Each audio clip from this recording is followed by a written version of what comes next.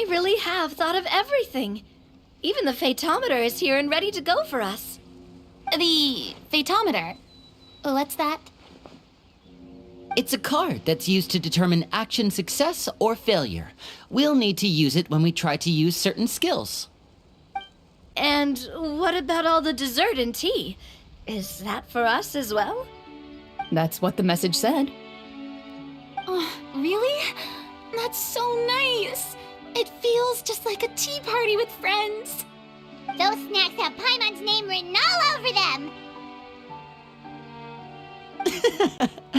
I think you might be more of a snack hunter than a Marachose hunter, Paimon.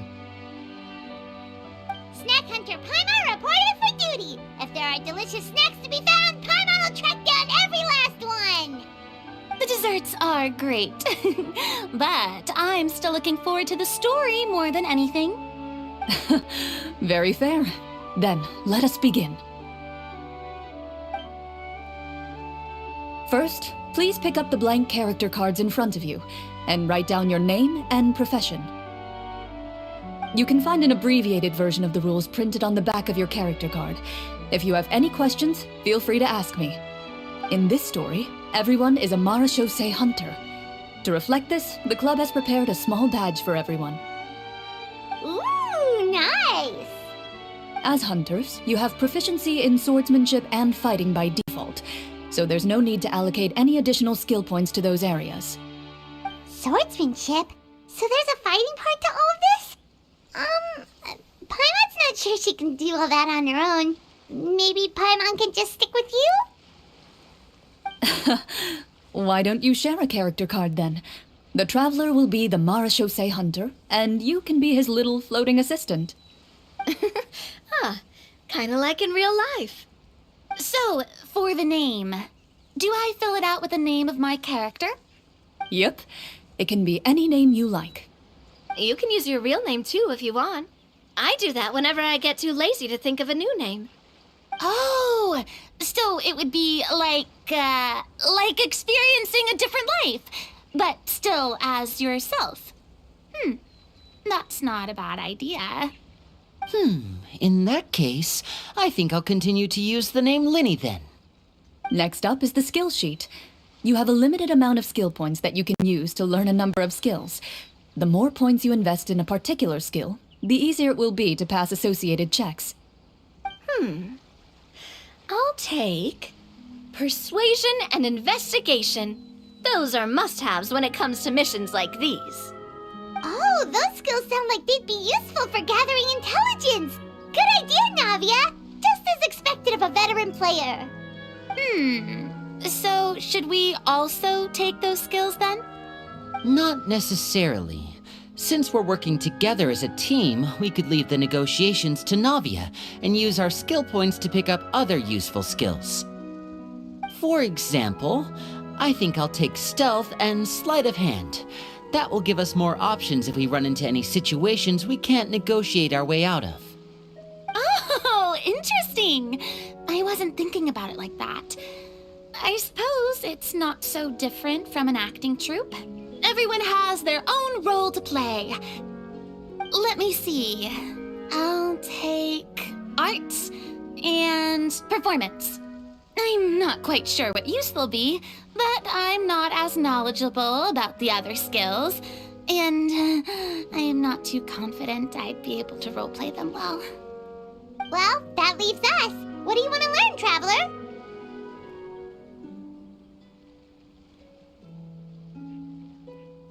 Oh, something that'll help you get a read on other people's thoughts. Sounds useful.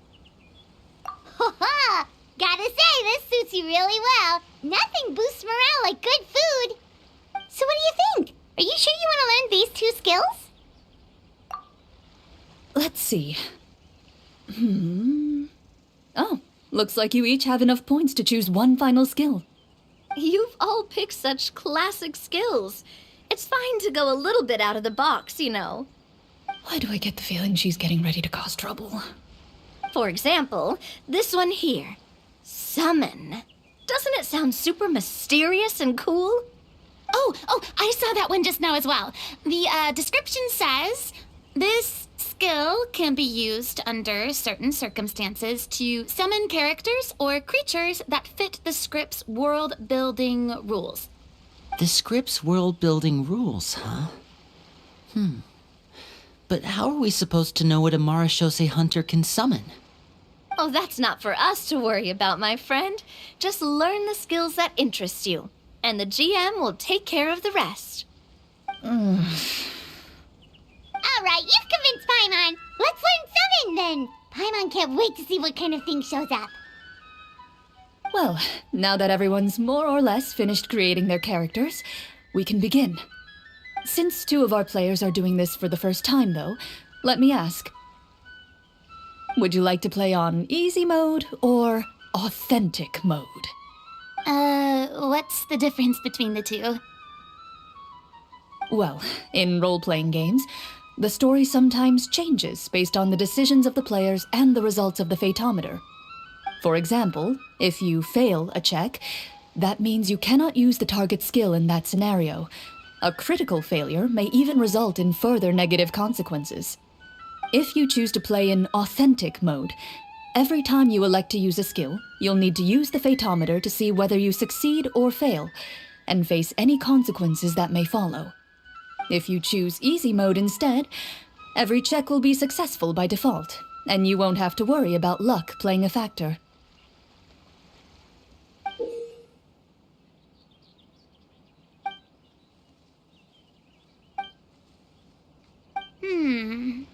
Given that I'd like to focus on the story, I suppose I should pick easy mode. I'd feel bad if I brought the team down by failing my checks. Huh? Oh, come on. Don't worry about that. RNG is the lifeblood of role-playing games. I'm going with authentic mode for sure. Never knowing what you might have to overcome. Ugh, doesn't that sound exciting? I'd rather be mentally prepared for what might happen. All right, then I'll mark down Farina for easy mode. All her checks will be successful by default. As usual, Navia and Linny will play on authentic mode. What about you, dear partner? How would you like to play? Are you sure? Trust me, you'll see the beauty of RNG. Honestly, I don't think Clorand would make things too difficult for us no matter what the Fatometer says. Isn't that right, Clorand? No promises. That wasn't super reassuring. Well, anyway, enough talk. Let's get started. I want to experience at least a good chunk of the story today. Speaking of the story, why is the beginning scene on a beach? Well, that's because... a long time ago, back when human civilization was still in its infancy, powerful demons and evil sorcerers ruled over the land. They created a host of monsters and sent them to slaughter all humans in existence. Soon, a group of human rebels banded together. With their swords raised, they swore to brave the darkness, and in doing so, subdue each and every monster that sought their destruction. They became known as the Marachose Hunters.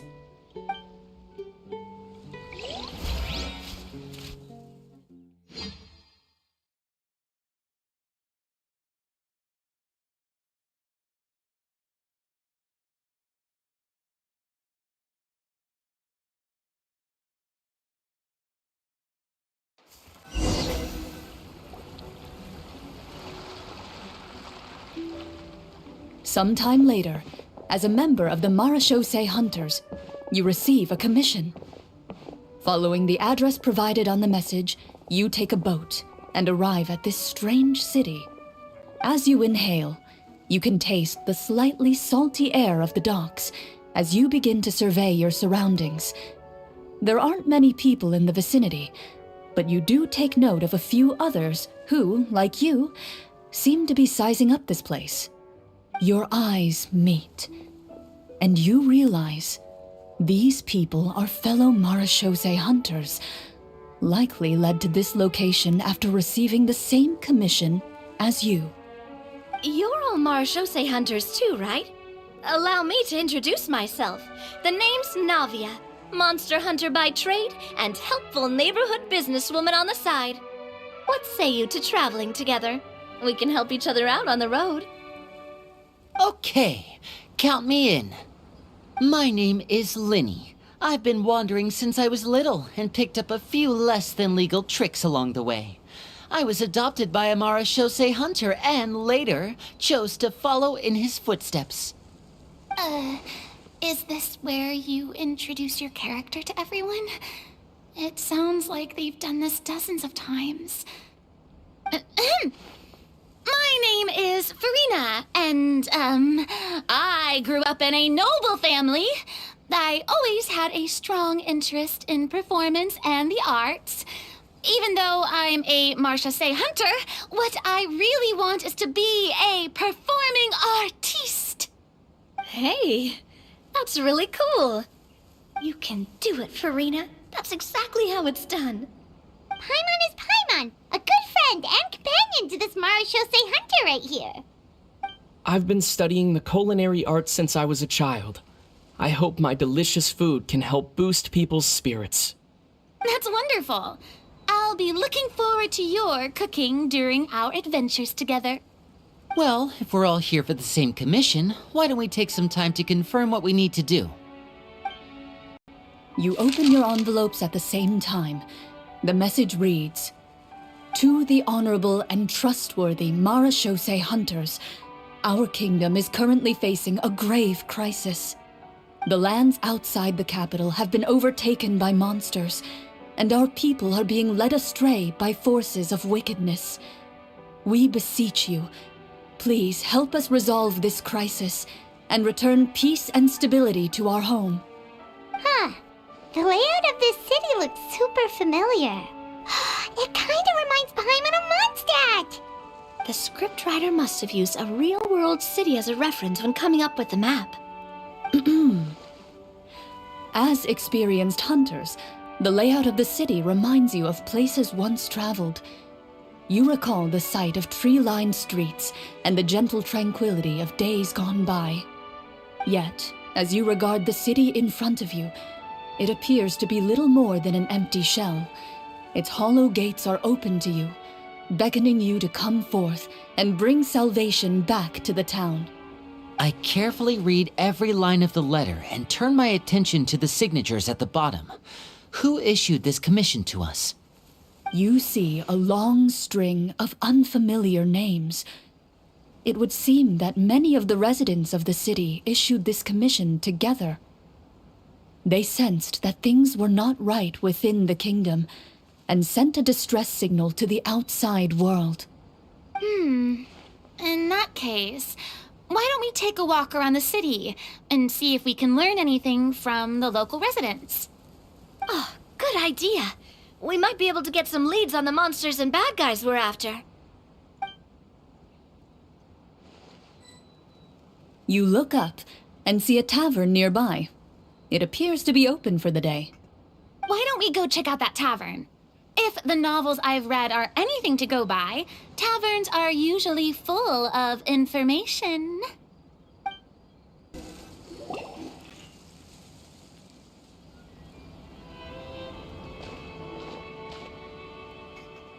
Greetings, friend.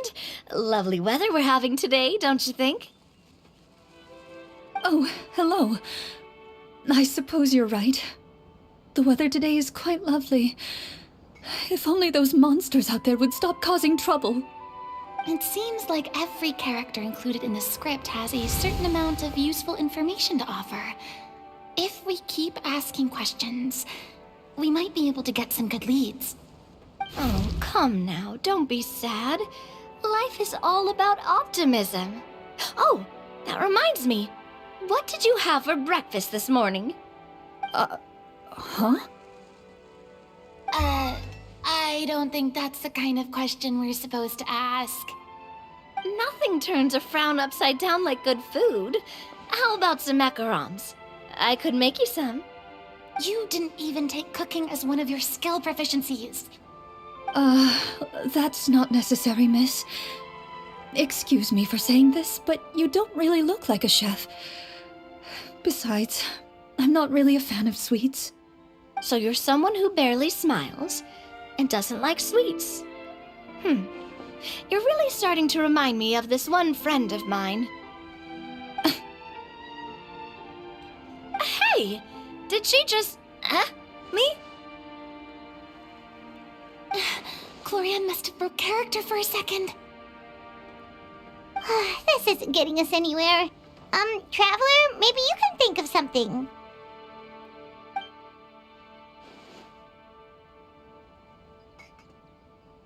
The results of insight checks aren't disclosed to the players, so I'll be the one consulting the Fatometer.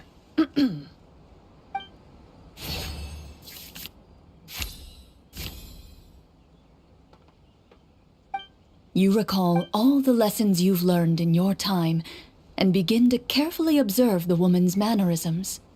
You notice that when she's quiet, she has an empty look in her eyes, as if her thoughts have drifted to a place far, far away. And when she speaks, she often subconsciously reaches out to touch the ring on her left hand.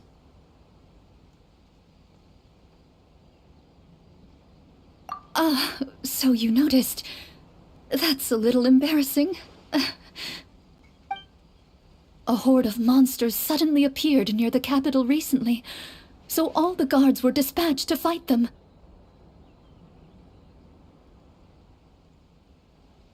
Do you remember when those monsters appeared? I'm not completely sure. All I know is that my husband was dispatched to fight them 3 days ago. Do you know where he was sent? It all happened so fast. When we said our goodbyes, he couldn't even tell me where they were sending him. You have our thanks, friend. We'll find and defeat those monsters as soon as possible. We sincerely hope your husband will be able to return to your side soon. Thank you. Don't worry. We'll find him. Just try to remain optimistic and wait for good news. We don't always get to choose what happens to us. But we do get to choose the little things, like what we eat and how we respond to the things life throws our way. I hope that one day, you too will recognize the power of something as small and inconsequential as a delicious dessert. I'll do my best. You bid farewell to the woman, and continue your journey further into the city.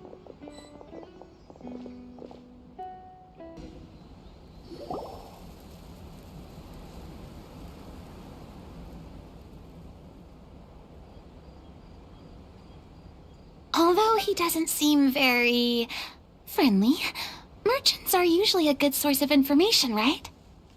Pardon me, sir. I'd like to ask a question if I may. That depends. How much are you willing to pay? How about this much? What do you take me for? Some lowly beggar? You can't even buy half an onion with that amount. Surely an onion can't be that expensive, right? What do you know? War is nearly upon us. Everything costs several times what it did before.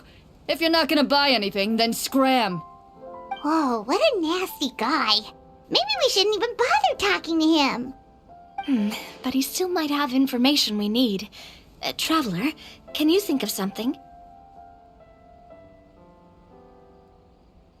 Sir, we came to this city to solve the very problem you seem to be referring to.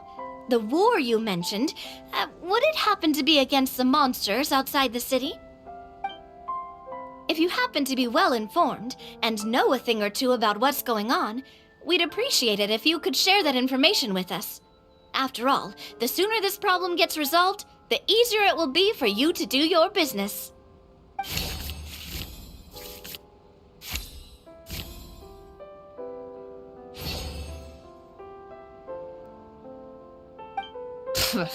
Well, things are basically as you said, young lady. Those monsters are camped outside the city, and they've been destroying all our trade routes. We have limited reserves within the city, so if this continues, we're all gonna be in big trouble. Wait, you're saying no one has put a plan in place to distribute supplies or maintain order? We could all starve and those nobles in the palace wouldn't even break a sweat. Who knows? Maybe they've been in cahoots with the monsters all along. That is concerning.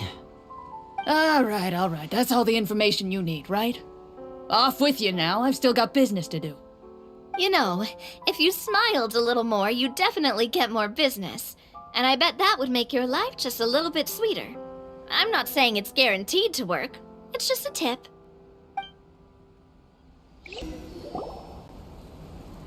He doesn't seem to notice your approach. Still immersed in his own thoughts, he shakes his head and lets out a long sigh. This guy seems promising enough. Maybe I can get some information out of him. Hello, sir. Is there anything I can do to help you? Wait, you're... I'm... Oh, dear goodness! You're a Marashose hunter! You recognize us? Ah, are you one of the people who wrote the commission letter? Yes! Oh, I didn't expect you to actually come! Oh, what great news! The city is saved! What happened here? Alas, we once lived comfortable, carefree lives. This city used to be free of monsters. The first Marashose hunter, Casiodor, the Golden Hunter, he was the one who drove them back. However, monsters have once again surrounded the city. Perhaps the seal that kept them at bay has lost its power. Or perhaps an evil sorcerer has been meddling in our affairs. All I know for sure is that their return has stripped the city of any chance at peace. Are there not enough soldiers to drive them out? It's not a question of numbers. The guards simply have no idea how to deal with them. Most people my age have never even seen one of the monsters, much less been trained to fight against them. What's worse, many of us don't even know the history of the Marashose hunters anymore. When I was a child, though, my grandfather would tell me stories about how the Marashose hunters drove back the monsters. So, on the off chance that something might come of it, I decided to reach out to you. To be perfectly honest, I was starting to think all those stories were just tall tales. But now that I've seen you in person, I finally know that it was true! Well, you can rest easy, friend. The righteous and formidable Marashose hunters are on the case. The man is touched by your determination and resolve. His eyes begin to well with tears of relief. Still, if we are going to hunt the monsters, we need to know where to find them. Can you give us any leads? All I know is that the area outside the city is dangerous. I'm afraid I can't point you toward a specific location. Oh, although, if you leave the capital through the main gate and follow the road, you should run into a group of guards. They might know more about where to find the monsters. I see. We'll go look for them then. All right, be careful. Oh, and one last thing. The monsters outside the city are just part of the problem. There are evil sorcerers inside the city as well, so be on your guard.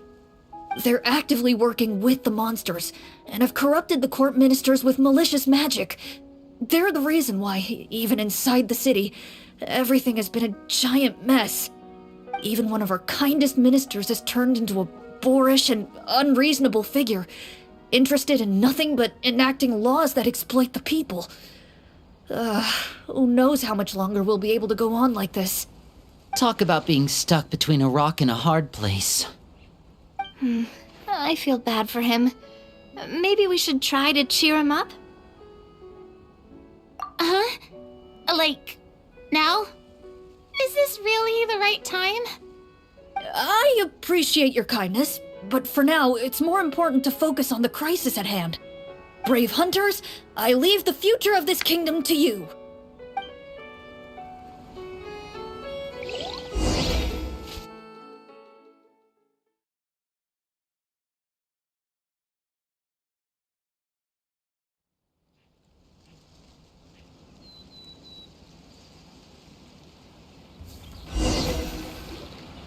if I understood correctly, there are currently 2 problems in the kingdom that need solving, right?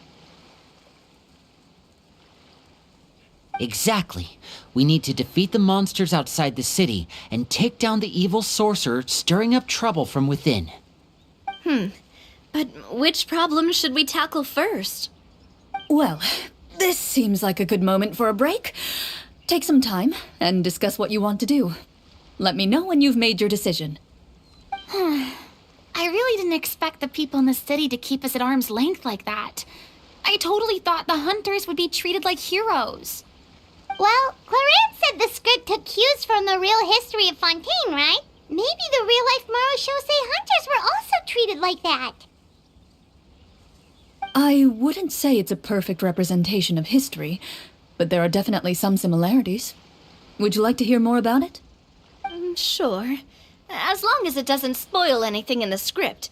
You brought up bits and pieces of the hunter's history before, but it was all in passing. Paimon wants to know too! The hunters were super powerful, right? Were they all from a special line of supernatural beings or something? Kind of like the yokai in Inazuma? No. All Marachose hunters were ordinary mortal fighters. The only thing that set them apart were the special sword techniques passed down over the centuries. Huh? So you mean anyone could become a Marachose hunter? In theory, yes. All you would need to do is survive the rigorous training and master the swordsmanship techniques required to fight the monsters. Still, most people dropped out at the early stages, and others called it quits the minute they saw a monster in person. To become a hunter, you must be strong in both body and mind. What kind of monsters did the hunters fight exactly? Oh, and the evil sorcerer the script mentions. Did they exist in real life too? The land of Fontaine once played host to an ancient dynasty known as Remuria. After that dynasty fell, monsters began to appear, intent on obstructing humans from establishing a new social order. One of the ancient sorcerers of Remuria used his power to assemble a formidable army of golems. He sought to use that force to establish himself as king. Now, wait a second. Don't tell me that guy was the inspiration for the evil sorcerer in the script. We still haven't found any in-game information on him yet. So, why don't you talk about someone else for now? Well, I wasn't planning on going into anything you might be able to find out in the game. But if you want me to talk about something else, then... How about Casiodor, the Golden Hunter? Or Egeria, the ex-Hydro Archon? Wait, but those people are all from a super long time ago. Where did you learn all this, Claran? From my master. By master, you mean Miss Petronia? Is someone you know? Absolutely. Miss Petronia and my father were good friends. Back in the day, she would often bring Clorand over to play, but then... Let's not get off topic. Anyway, back to what I was saying. Responding to Egeria's call, a number of warriors followed Casiodor into battle against the monsters. This group of warriors, under Casiodor's leadership, became known as the Marachose Hunters.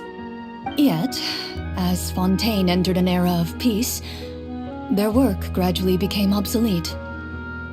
The Marachose Phantom, originally an association made up of hunters, eventually came to be predominantly comprised of Melusines. Ah, I see. That explains why most of the people in the script have forgotten the hunters or think of them as nothing more than a legend. Is that really a bad thing, though? It can get tough always being the one shouldering everyone's expectations. Depends on who you ask, I suppose. If the name of the organization no longer commands respect, investigative work is bound to suffer. Speaking of investigations, which problem should we tackle first? Monsters or evil sorcerer? I vote monsters. That's the main duty of the hunters, right? We can come back to the sorcerer later. Well said, Miss Farina. Plus, if the sorcerers really are the masterminds behind this whole thing, defeating the monsters could give us some clues on their intentions as well. What about you, partner? What do you think? It's decided then. All right. After some discussion, you decide to turn around and head out of the city.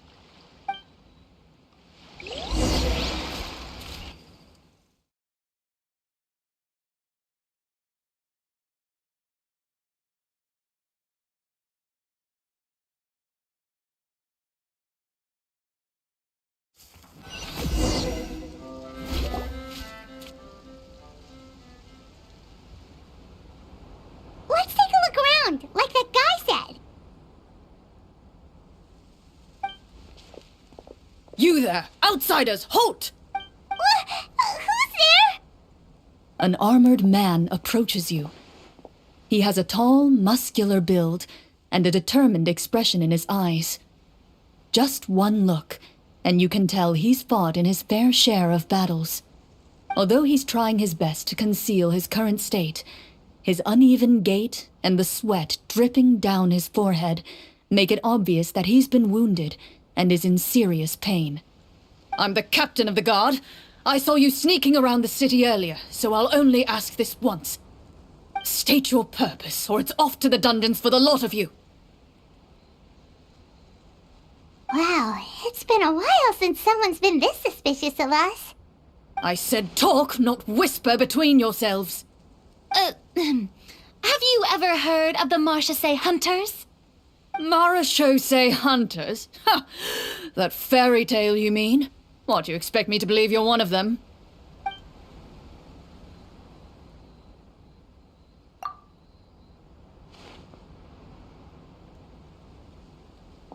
Sir, we were indeed in the city earlier, but our purpose was only to gather information on the monsters. We're here to help the city and all the people within it. Your guards are still fighting the monsters as we speak. They could be seriously wounded and in grave need of support. You need all the help you can get.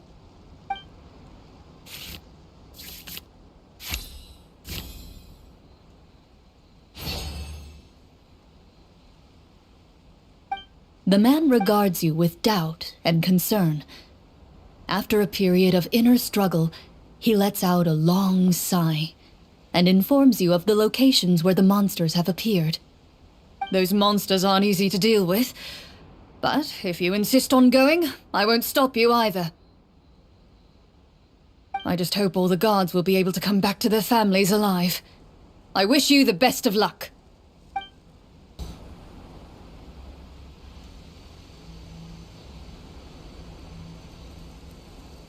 This is the place he mentioned, right?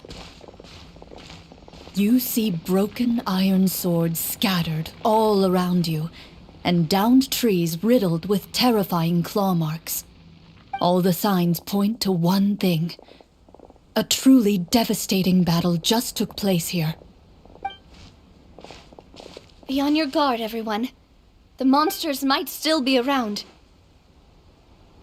Before you can finish your sentence, you hear rustling sounds from the surrounding bushes.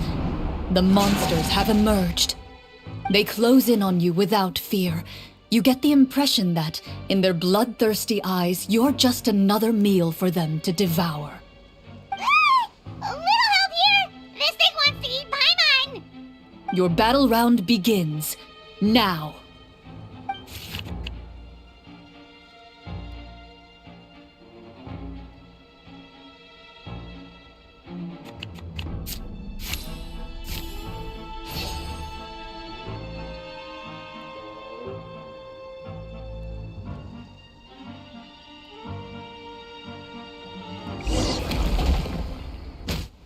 The monsters let out a terrifying roar of anger and resentment before dissipating into thin air.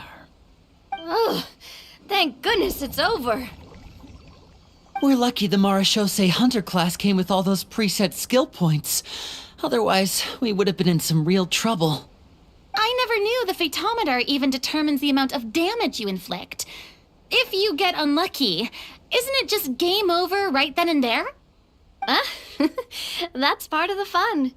The uncertainty of fate is what gives these games their appeal. Just as you begin to celebrate your victory, a suspicious lump on the ground catches your attention. A suspicious lump.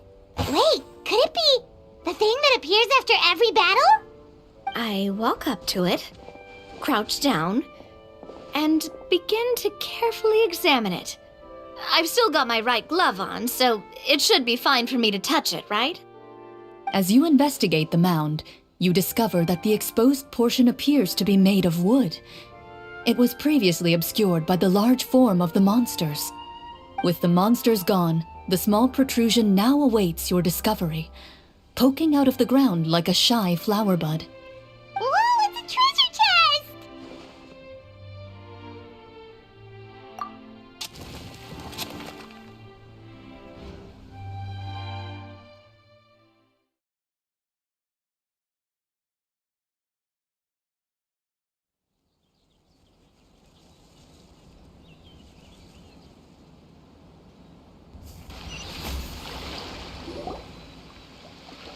With everyone's help, you successfully excavate the wooden chest from the ground.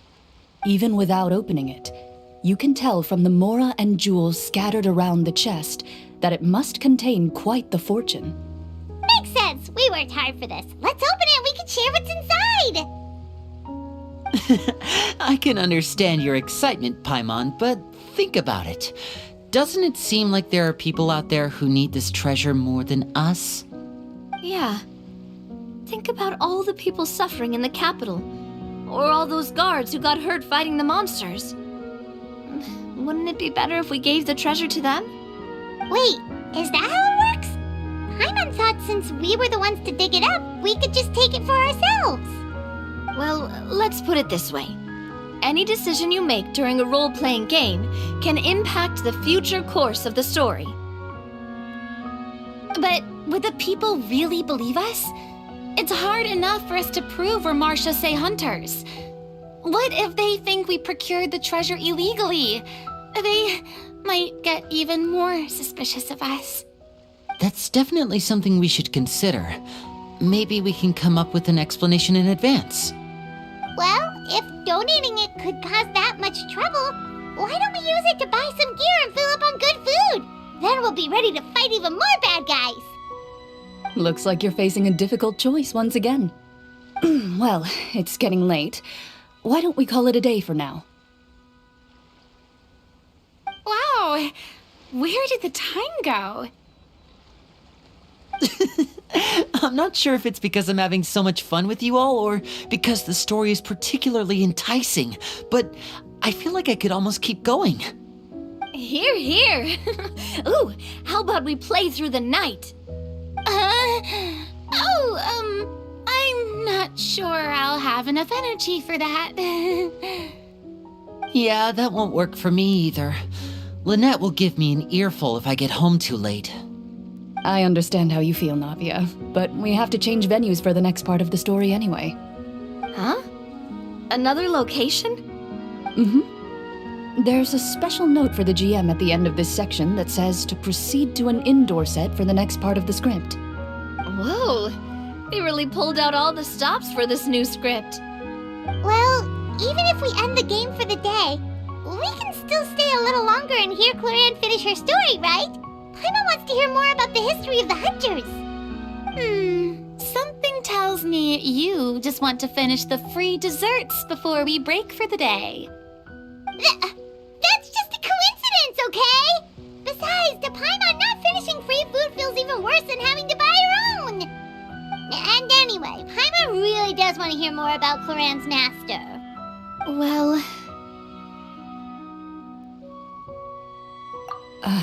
It's nothing. I appreciate the concern, but it's all in the past. It won't do any harm to share these things now.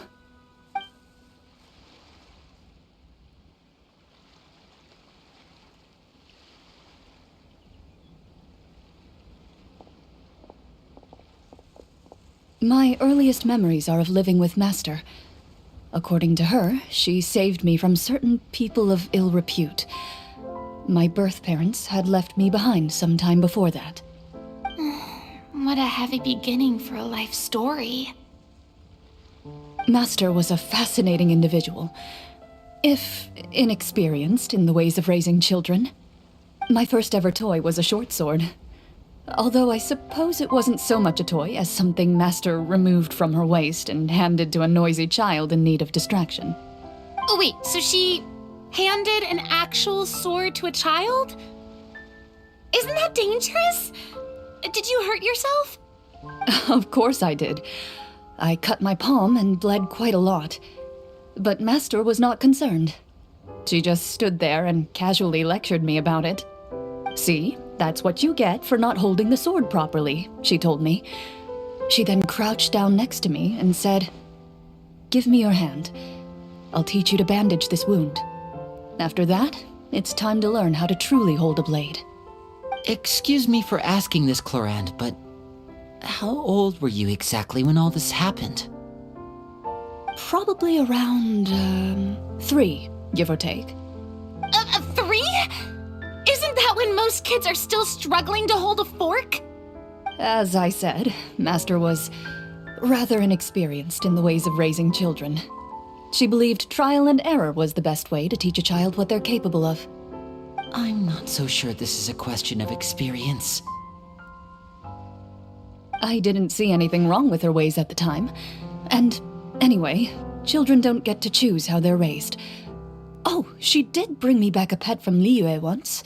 It was a Geovishap hatchling. A Geovishap hatchling? For a pet? That seems even more dangerous. What she said was this: make sure to get along, you two. If you really can't agree on something, just settle it with a fight. Whoever loses is the real pet. And how old were you when this happened? 5. Well, did you win? No, I lost.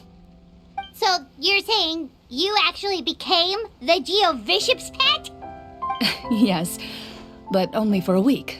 By the end of that week, I defeated it in combat, and we've shared a cordial relationship ever since.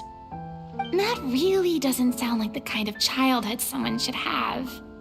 Later on, I gradually understood that Master most likely didn't know any other way to raise a child. She was a Marechaussee hunter, but I never heard her bring up her own parents.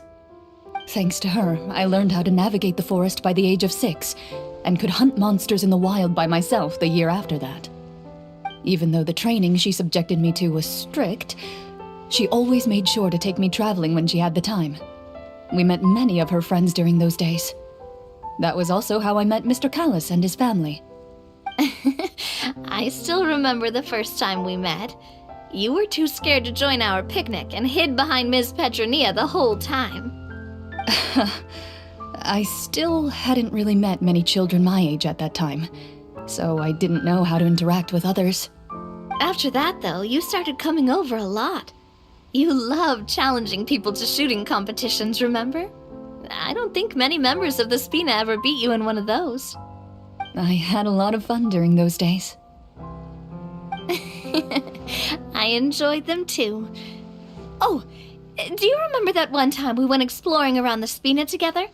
We overheard Papa call your master Fontaine's Protector of Justice.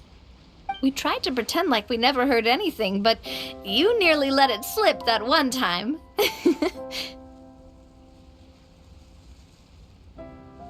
Protector of Justice. Oh, wait, you mean that vigilante hero from 20 years ago? The one who is always active at night? Yep, that would be her. She often would put on a black cloak and go out at night. I never knew where she went or what she was doing. Until, like Navia said, we overheard the truth from Mr. Callis that night. 20 years ago, huh?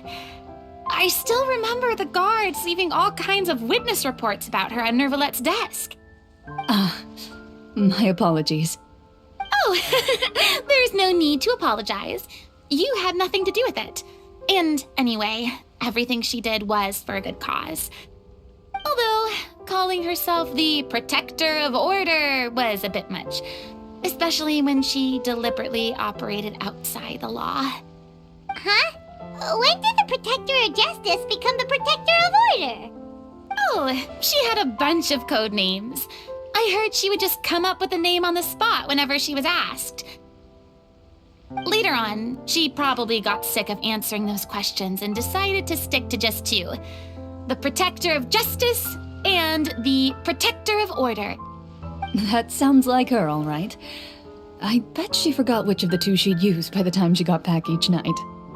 Well, she certainly sounds like a fascinating individual. With her strong sense of justice, it's no surprise her student followed in her footsteps. It's true. I always wanted to become like her. Someone powerful, independent, and with a strong sense of conviction.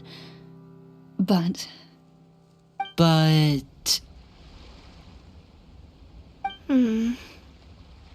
she suddenly disappeared the night I turned 10 years old.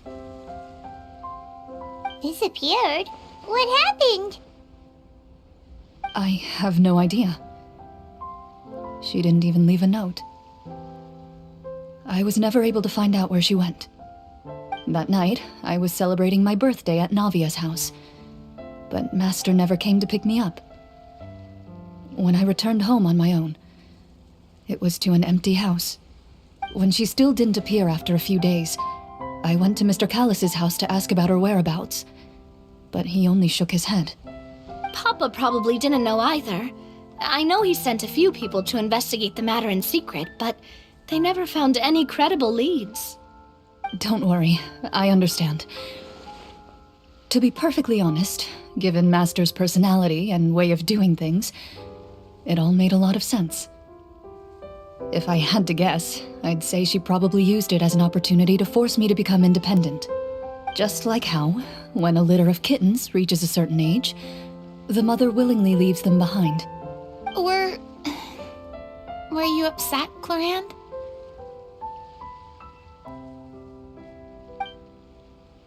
I was at first, but not anymore. I don't believe Master would suddenly disappear for no reason. There must have been something she just had to do. Well, despite everything, you still managed to follow in her footsteps and become the greatest champion duelist in all of Fontaine. You're practically a living symbol of law and justice. I suspect my position would be far too by the books for her. Master always did whatever she pleased. But you're right. I suppose I do take after her in some ways.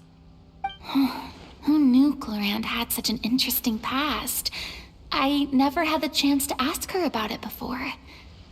I wonder if Clorinde's master were the champion duelist back then, would that duel against Mr. Callus have gone differently? Oh no. Judging by the atmosphere, Clorinde and Navia are probably thinking something similar. The mood just got super awkward all of a sudden. Well, anyway. Would you look at the time? It's getting dark, so we should probably call it a day for real this time. If we keep talking like this, we really will be here all night. I had a great time today, Miss Clorinde. Thank you for being our GM. Anytime. The script was good, but I've got to say, your childhood stories were even better. Hey, you should tell us more about that fight against the Geo-Bishop sometime. Maybe your master was onto something. You could be right. What does she mean, onto something? I certainly don't know any 5-year-olds who want to fight a bishop in their spare time. Guess I'll head back as well. I need to save my energy if I want to continue enjoying the story tomorrow. You're that excited to hear about my fight with the bishop? I was talking about the script.